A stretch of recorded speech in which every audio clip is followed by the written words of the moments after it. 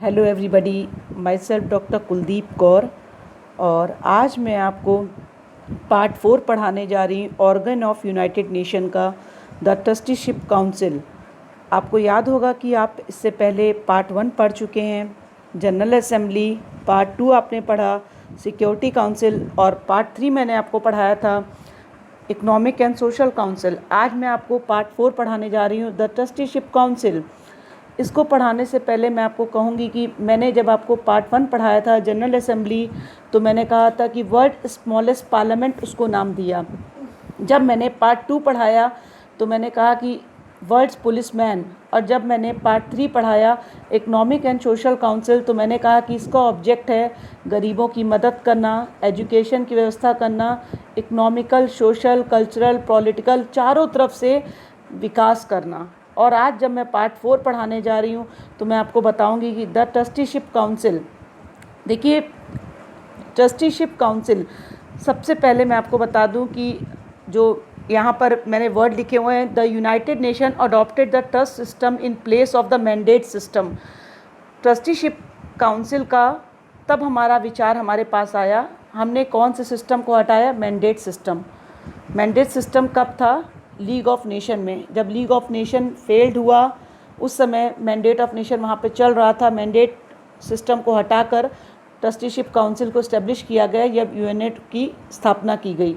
तो अब trusteeship council ने क्या क्या काम किया और मैंडेट को क्यों हटाया गया, वो मैं आपको आगे डिस्कस करूँगी। हिंदी इंग्लिश दोनों में स्लाइड्स हैं, आप देख सकते हैं, सेम मैटर है। देखिए, मैंडेट की भांति ट्रस्ट ने काम करना शुरू किया। मैंडेट का काम क्या था कि ऐसी कंट्री का विकास करना जिनका भी विकास नहीं हुआ है। लेकिन मैंडेट के काम में और ट्रस्ट के काम में अंतर था। यहाँ पर इसका काम बहुत नैरो था और ट्रस्टीशिप काउंसिल का काम बहुत ब्रॉड में था, बहुत फैला हुआ था, इसका स्कोप कुछ ज़्यादा था। जो पिछड़े हुए कंट्री हैं, जो आदिम दशा वाले प्रदेश हैं, जो लोग इस योग्य नहीं हैं कि अपने देश का शासन खुद कर सकें, अपना विकास कर सकें, अपने भाग विधाता बन सकें, इन्हें विकसित और उन्नतशील देशों की सहायता की ज़रूरत थी।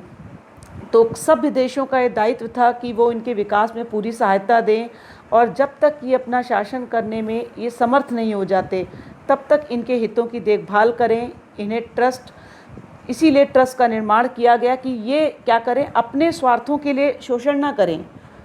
किसी भी ट्रस्ट का ऑब्जेक्ट होता है लोगों की भलाई करना, तो इस ट्रस्ट का भी ऑब्जेक्ट था कि ऐसी कंट्री को ग्रो करना जो अभी पूरी तरीके से जिनका विकास नहीं हो पाया है। वो बिल्कुल क्या करेगी, एक्सप्लॉयटेशन नहीं करेगी, बल्कि उनकी मदद करेगी और उनको इतना विकास करेगी कि बाद में धीरे धीरे क्या करें, वो खुद अपने पैरों पे स्टैंड हो सके वो कंट्री। इसीलिए ट्रस्ट का कॉन्सेप्ट आया। और मैंडेट सिस्टम में ये क्या था, नैरो चीज़ों में चलती थी, और ट्रस्ट में ये इसका जो कॉन्सेप्ट हुआ वो ज़्यादा स्कोप बढ़ गया। तो यूएनओ में इसीलिए इसको इस्टेब्लिश किया गया था कि ऐसी कंट्रीज़ के लिए जो अपना विकास खुद नहीं कर पाई हैं। तो आगे मैं आपको बता दूं कि चार्टर में यूनाइटेड नेशन के चैप्टर 13 में आर्टिकल 86 से लेकर आर्टिकल 91 तक में ट्रस्टीशिप काउंसिल का जिक्र किया गया है। इम्पॉर्टेंट क्वेश्चन पूछा जाता है एग्जामिनेशन में कि किस चैप्टर में है, तो चैप्टर 13 है, और आर्टिकल 86 से लेकर आर्टिकल 91 तक में ट्रस्टीशिप काउंसिल का उल्लेख किया गया है। अब ट्रस्टीशिप काउंसिल किसको दी जाए? भाई ऐसे ही नेशन को दी जाए जो ट्रस्ट बनने के काबिल हो। तो ऐसे राज्य थे ऑस्ट्रेलिया, न्यूजीलैंड, अमेरिका, ब्रिटेन, सुरक्षा परिषद के स्थायी सदस्य जिनके शासन में कोई न्यास क्षेत्र नहीं था। ऐसे राज्य चीन, फ्रांस और सोवियत संघ, अब रूसी गणराज्य हैं। तो उतने दूसरे सदस्य जितने ट्रस्ट का क्या कर सकें, मैनेजमेंट कर सकें। और ऐसे मेंबर्स का इलेक्शन कौन करता था? जनरल असेंबली 3 साल के लिए। एक बार ये इलेक्ट होने के बाद, टाइम समाप्त होने जाने के बाद भी दोबारा ये इलेक्ट हो सकते थे। तो आपको याद रखना है, इसमें इंपॉर्टेंट बात है एग्जामिनेशन पॉइंट ऑफ व्यू से, कि चैप्टर 13 है, आर्टिकल 86 से लेकर 91 तक है। किनको सौंपा गया वो आपको नेशंस के याद नाम रखने हैं। कितने मेंबर्स होते थे ट्रस्टीशिप काउंसिल में? 12 मेंबर्स होते थे, जिनमें आप कह सकते हैं कि 3 सिक्योरिटी काउंसिल के परमानेंट मेंबर होते थे, 5 इलेक्टेड होते थे और 4 मैनेजमेंट कंट्रीज़ होती थी। तो ये कुल टोटल मिलाकर 12 मेंबर्स होते थे ट्रस्टीशिप काउंसिल में। अब हर एक काउंसिल के हर एक मेंबर को क्या था, एक वोट देने का राइट था। जितने भी वहाँ पर प्रेजेंट होते थे वो क्या करते थे, अपने मेंबर्स के मेजोरिटी के आधार पर डिसीजन लिए जाते थे। किसी भी सदस्य को निषेधाधिकार का अधिकार प्राप्त नहीं था। इसका मतलब वो कोई ऐसा वोट नहीं डाल सकते जो निगेटिव वोट की कैटेगरी में आता हो। जो भी डिसीजन होता था मेजॉरिटी के आधार पे किया जाता था। तो अब इसकी फंक्शन एंड पावर मैं आपको डिस्कस करने जा रही हूँ। आप देख रहे हैं स्लाइड्स हिंदी दोनों में। तो जो इसकी पावर और फंक्शन के बारे में है वो आप किस आर्टिकल में पढ़ेंगे, चार्टर के आर्टिकल 87 में। आपको याद रखना है, एग्जामिनेशन में पूछा जाता है ये क्वेश्चन कि किस आर्टिकल में पावर और फंक्शन दिए गए हैं ट्रस्टीशिप काउंसिल के। तो आप याद रखेंगे 87 में क्या क्या काम करती है। ये महासभा के अधीन रहकर काम करती थी। जनरल असेंबली के पहला काम था कि ये क्या कर रही थी, it can consider the report send by the administrative office. तो ये अपनी रिपोर्ट कहाँ भेजती थी, एडमिनिस्ट्रेटिव ऑफिस को भेज देती थी। ये रिट्स को एक्सेप्ट करती थी, एडमिनिस्ट्रेटिव ऑफिस से एडवाइस लेती थी, उनका एग्ज़ामिन करती थी, समय समय पे कंप्रोमाइज़ करती थी, और किस क्षेत्र को, किस फील्ड को, किस एरिया को ट्रस्ट बनाया जाए उसके लिए इंस्पेक्शन के लिए भेजती थी कि किसको कंट्रोल में लेना है, कौन से ऐसे देश हैं जिनका विकास नहीं हुआ, जहाँ पर ट्रस्ट की ज़रूरत है। तो ये सारी रिपोर्ट अपने एडमिनिस्ट्रेटिव ऑफिस को सेंड करती थी। ट्रस्टीशिप काउंसिल पॉलिटिकल हो, सोशल हो, एजुकेशनल हो, सभी तरीके की ये क्या करती थी, एक क्वेश्चन आर तैयार कर लेती थी, प्रश्नावली तैयार कर लेती थी, और उसके बाद उसकी रिपोर्ट जनरल असेंबली को दे देती थी। ट्रस्टीशिप का एक काम ये भी था कि वे इकोनॉमिक, सोशल काउंसिल और उसकी एजेंसियों की सहायता क्या करती थी, प्राप्त कर सकती थी। अगर उसको लगता था कि इसको नीड है हेल्प की, तो ये इनसे मदद ले लेती थी। इसके सबसे बड़ी उपलब्धि क्या, अचीवमेंट, देखिए यूएनओ के ऑर्गन्स में सबसे ज़्यादा इसने अपना अचीवमेंट बहुत जल्दी पूरा किया कि इसने जितने भी ट्रस्ट प्रदेश से 15 से 20 साल की अवधि में स्वतंत्र हो गए। नवंबर 1994 में अमेरिका द्वारा जो प्रशासित प्रशांत द्वीप पलाऊ के स्वतंत्र होने के साथ ही ट्रस्टीशिप काउंसिल के कार्य लगभग समाप्त हो गए। इसका मतलब आप देख रहे हैं कि सबसे ज़्यादा जो इसने अचीवमेंट किया ट्रस्टीशिप काउंसिल ने कि सारी की सारी टेरिटरीज़ क्या हो गई, इंडिपेंडेंट हो गई 15 से 20 साल में। और उसके बाद जो लास्ट था वो पलाऊ में, पलाऊ जैसे ही फ्रीडम हुआ वैसे ही ट्रस्टीशिप काउंसिल का काम समाप्त हो गया। तो अब आप देखेंगे कि चार्टर में क्या इसके ऑब्जेक्ट बताए गए हैं, वो भी मैं आपको डिस्कस करने जा रही हूँ कि चार्टर में ट्रस्टीशिप काउंसिल के कुछ ऑब्जेक्ट बताए गए थे। इंटरनेशनल पीस एंड सिक्योरिटी को इंक्रीज़ किया जाएगा। ट्रस्ट में एरिया में रहने वाले जितने भी लोग हैं, चाहे वो पॉलिटिकल हो, चाहे इकोनॉमिकल हो, चाहे एजुकेशनल हो, चाहे सोशल हो, सबका विकास किया जाएगा। और लगातार उनको क्या किया जाएगा, फ्रीडम के लिए, उनके स्वतंत्रता के लिए संघर्ष किया जाएगा और उनका लगातार ग्रोथ की जाएगी। जाति के आधार पे, लिंग के आधार पे, भाषा के आधार पे, धर्म के आधार पे, इसका मतलब कास्ट के आधार पे, सेक्स, लैंग्वेज, रिलीजन के आधार पे किसी भी तरीके का कोई भेदभाव नहीं होगा। सबको एक समान ह्यूमन राइट्स दिए जाएंगे, सबको रिस्पेक्ट की जाएगी, और सभी वर्ल्ड में सभी के लिए यूनिटी को क्रिएट किया जाएगा।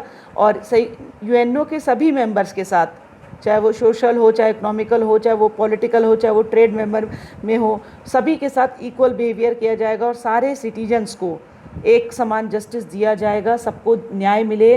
ट्रस्टीशिप काउंसिल का ये ऑब्जेक्ट हमेशा अपना, इस ऑब्जेक्ट को पूरा करने के लिए वो हमेशा काम करेगी। अब ट्रस्टीशिप काउंसिल के कार्यों की समाप्ति कैसे हुई, ट्रस्टीशिप काउंसिल कैसे समाप्त हुआ, ये भी मैंने डिस्कस किया। मैंने बताया कि जो लास्ट ट्रस्ट एरिया था पलाऊ, 15 दिसंबर 1994 को वो यूएनओ का, यूनाइटेड नेशन का 185 मेंबर बन गया और उसी समय ट्रस्टीशिप काउंसिल का काम समाप्त हो गया। आपको डेट याद रखनी है, 15 दिसंबर 1994 को वो पलाऊ यूनाइटेड नेशन का 185 मेंबर बना और उसके बाद से ट्रस्टीशिप काउंसिल के काम लगभग समाप्त हो गए। फिर उसके बाद अब ट्रस्टीशिप काउंसिल की कोई नीड नहीं थी, इसीलिए पहले ही इसको सस्पेंड कर दिया गया था और कहा कि जब कभी नीड लगेगी तो आवश्यकता अनुसार हम क्या कर सकते हैं, एक्स्ट्रा मीटिंग बुला सकते हैं जब हमें नीड लगेगी। लेकिन अब इसके कार्य पूरे हो गए हैं। सारे जितने भी एरियाज़ को लिया गया था कि ट्रस्ट बनाकर उनका विकास किया जाए, वो सब चीज़ें हो चुकी हैं, इसीलिए इसको समाप्त कर दिया गया और केवल अब एक्स्ट्रा ऑर्डिनरी समय पे ही इसको बुलाया जाएगा, इसकी मीटिंग होगी। तो अब ट्रस्ट कह के समाप्त कर दिया गया कि सारे के सारे ऑब्जेक्ट पूरे हो चुके हैं। तो 50 वर्षों के लगातार कामों के पश्चात ट्रस्टीशिप अपने काम को पूरा करने में सफल रही। इसका मतलब यूनाइटेड नेशन में जितने भी ऑर्गन इस्टेब्लिश किए, सबसे पहले इसने अपने ऑब्जेक्ट को पूरा किया कि 50 सालों में उसने सारे के सारे जितनी भी कंट्री के लिए ट्रस्ट बनाया गया था वो सभी देशों का विकास किया और सभी को क्या अपने पैरों पर कह सकते हैं एक तरीके से खड़ा कर दिया, ताकि अब उनको किसी के अंडर रहने की ज़रूरत ना पड़े। तो जब आप ट्रस्टीशिप काउंसिल का नाम लेंगे तो यही आप याद रखेंगे कि ट्रस्ट बनाकर कंट्रीज़ को क्या किया गया था, कंट्रीज़ का विकास किया गया था। अब आपको कुछ इंपॉर्टेंट फैक्ट जो आपको एग्जामिनेशन पॉइंट ऑफ व्यू से याद रखने हैं तो वो भी मैंने लिख दिए हैं। एग्जामिनेशन पॉइंट ऑफ व्यू में आते हैं जो क्वेश्चंस, वो भी एक आप याद रखेंगे कि चार्टर के चैप्टर 13 में आर्टिकल 86 से लेके 91 तक के ट्रस्टीशिप काउंसिल के बारे में प्रोविज़न दिया गया। चैप्टर कौन सा है? 13 है। आर्टिकल कौन कौन से? 86 से लेके 91 तक।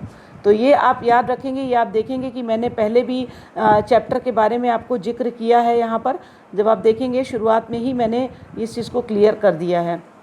तो आपको एक बार फिर से चेक भी करा दें कि ये आपके में ऑलरेडी लिखा हुआ है, 86 से लेके आर्टिकल 91 तक दिया हुआ है। आपको याद रखेंगे, स्लाइड्स में दोनों तरफ लिखा हुआ है, स्टार्टिंग में भी मैंने दे दिया है और लास्ट में मैंने इंपॉर्टेंट चीज़ों में भी दे दिया है कि आपको याद रखना है कि चैप्टर कौन सा है। 13 है, 13 चैप्टर है और आर्टिकल 86 से लेके 91 तक में ट्रस्टीशिप काउंसिल के बारे में प्रोविज़न दिया गया था। इसके काम को सस्पेंड कर दिया गया जब सारे ट्रस्ट एरिया जो इसके अंदर रखे गए थे वो स्वतंत्र हो गए, तो ट्रस्टीशिप काउंसिल को समाप्त कर दिया गया। अब एक्स्ट्रा ऑर्डिनरी होने पर ही इसकी मीटिंग को बुलाया जाएगा। तो लास्ट कौन सा था जो जिसके बाद इसको समाप्त किया गया? याद रखेंगे, पलाऊ। कौन सा था? पलाऊ। तो अब यूनाइटेड नेशन की जो ट्रस्टीशिप काउंसिल थी, जैसे लीग ऑफ नेशन ने मैंडेट सिस्टम को किया था, तो कह सकते हैं कि अगर मैंडेट कमीशन की सक्सेशन कौन था या उत्तराधिकारी कौन था, तो ट्रस्टीशिप काउंसिल थी, क्योंकि मैंडेट सिस्टम को हटाकर ट्रस्टीशिप काउंसिल को इस्टेब्लिश किया गया था। तो ये एक तरीके का एक क्वेश्चन पूछा जाता है कि मैंडेट कमीशन के बाद कौन सा आया जिसने इस तरह का काम किया, तो आप बोलेंगे ट्रस्टीशिप काउंसिल। और एक केस में भी डिसाइड किया गया था, इस केस का नाम आप याद रखेंगे, international states of south west Africa के केस में डिसाइड हुआ था। इंटरनेशनल, फिर से याद रखिए, international states of south west Africa के केस में कहा गया कि सलाहकारी मत में अंतर्राष्ट्रीय न्यायालय ने निर्धारित किया कि संयुक्त राष्ट्र की न्यायधारिता परिषद राष्ट्र संघ की मैंडेट कमीशन की उत्तराधिकारी है। इसका मतलब ये केस आया international states of south west Africa, जिसमें इंटरनेशनल कोर्ट ने अंतर्राष्ट्रीय न्यायालय ने ये कहा कि मैंडेट सिस्टम के बाद मैंडेट सिस्टम की उत्तराधिकारी कौन था? ट्रस्टीशिप काउंसिल थी यूएनओ की। तो बाद में ट्रस्टीशिप काउंसिल भी समाप्त हो गई। कब? पलाऊ के जब 185 मेंबर यूनाइटेड नेशन का बन गया। तो आज आपको मैंने पार्ट 4 डिस्कस किया, द ट्रस्टीशिप काउंसिल। इसके बाद नेक्स्ट पार्ट में आपसे फिर मुलाकात होगी। अगर आपको मेरी बातें अच्छी लगती हैं, समझ में आती हैं, तो प्लीज़ आगे चैनल को लाइक करिए, शेयर करिए, सब्सक्राइब करिए। और आप यूएनओ की अभी सीरीज़ बाकी है उनको आप सुनेंगे, तो please like, share, subscribe my channel. Thank you.